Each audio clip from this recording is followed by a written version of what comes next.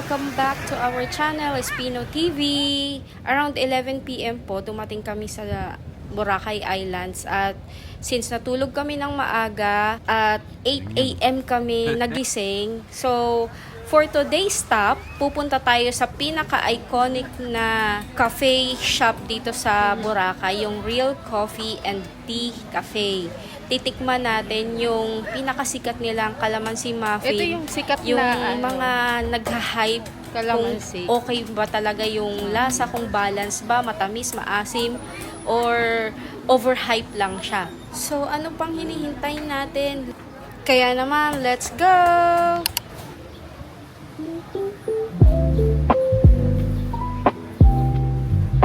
Pwede sa taas.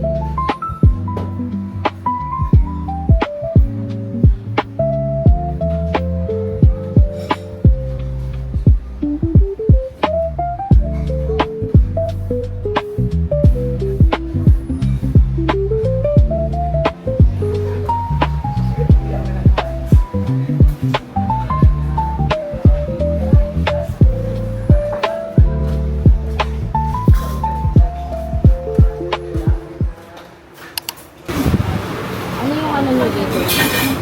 Yung pinaka-bestseller sa coffee. Real coffee ma'am, pagka nag-request mo sa mga bali 1 set espresso po siya 1 bowl. Okay. Tapos, ano naman tong brewed? Brewed po ma'am is Boracay Robusta po ma'am. Bali hindi po siya Ito lang tayo ng brewed ko. Ano? Oo. Ano, kano yung order mo? Bali, For isang muffin o ba? meron din po kaming piece lang po siya. Kung gusto nyo yung isang pila. At kaya isang box na po pang katalubong po isa po na Christian ang 200. Pero try lang muna natin ang dalawa. 160. Dalawa. Maliit lang kasi siya. Ayan, ano po yung first size po pag ito yung dala ko. Okay, okay. Ikaw? Kasi konti naman yung differential eh. Paano? Yun muna, brewed coffee tsaka dalawang muffin. Try mo muna. Hindi lang brewed coffee po talaga. Isa lang muna siya. Isa lang. Oo. Tapos dalawang muffin. With milk, ano yung the side? On the side. Okay. Thank you. Thank you. Sobrang tapang.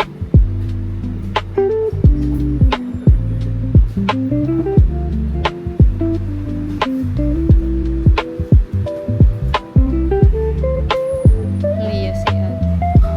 Naiya si ate.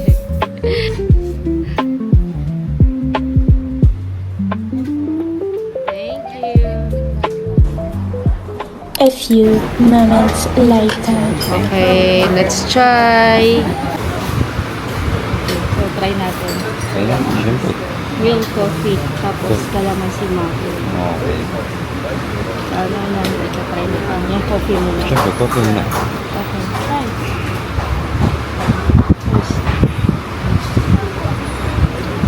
Init. Sa brewed coffee lang siya. Matapang. Hindi naman. Without sugar to para Malasahan mo yung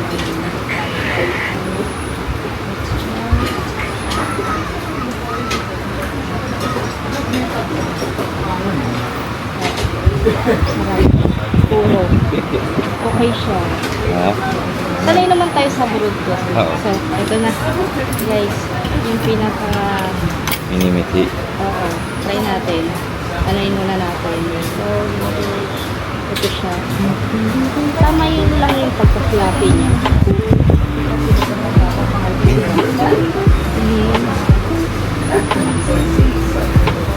May konting kick siya ng asin.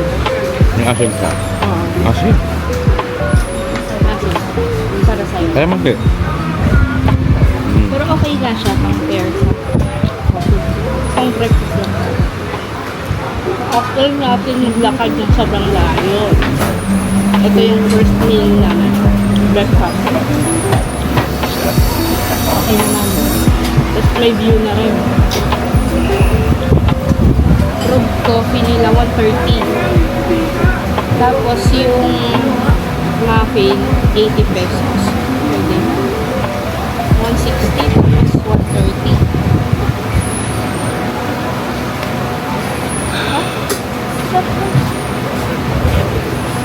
Tapos ano pa?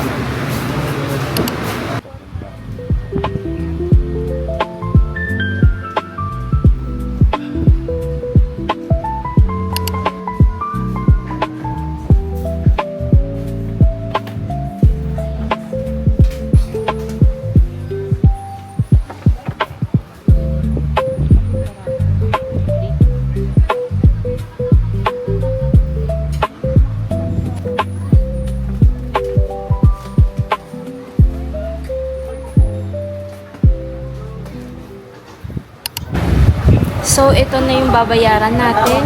130 sa kape at 160 naman sa muffin. Tapos, meron din silang service charge na 30 pesos. So, total of 320.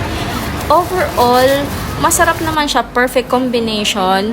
Sakto yung lasa ng calamansi muffin. Pero hindi siya ganun ka wow. Na overhype lang siya. Tapos, yung brewed coffee, perfect. Matapang siya. Maganda siya pang energize sa umaga. At dito nagtatapos ang aming cafe adventure. Sana nagustuhan ninyo ang aming food at coffee review. At maraming salamat sa inyong panonood. Kung nag-enjoy kayo, huwag kalimutang mag-like at mag-subscribe sa amin, Espino TV. Hanggang sa muli. Thank you!